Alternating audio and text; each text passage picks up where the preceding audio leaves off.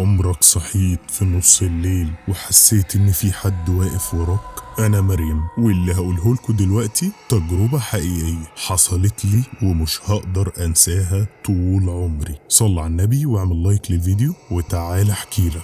الساعة كانت 1 بالليل، نايمة على جنب الشمال والشباك ورايا. كالعادة قبل ما اقفل عيني قلت بسم الله، وفجأة سمعت صوت خطوات جنب السرير. لفيت بسرعة لقيت ظل بينزل يستخبى. رجعت نايمة قلت بسم الله تاني، وهنا سمعت صوت خشن بس في شوية حنية كده بيقول لي شوفي مين وراكي. اتجمدت في مكاني، قلبي بيخبط، والراجل يعيد تاني شوفي مين وراكي. فتحت عيني بشويش لقيت طفل غريب بيطل من جنب السرير، شعره احمر زي النار، عينيه مدورة من غير مناخير، بقه طويل وواصل لودانه. وفجأة اختفى. تاني يوم وانا بستحمى نفس الصوت جه تاني وقال لي روحي شوفي امك.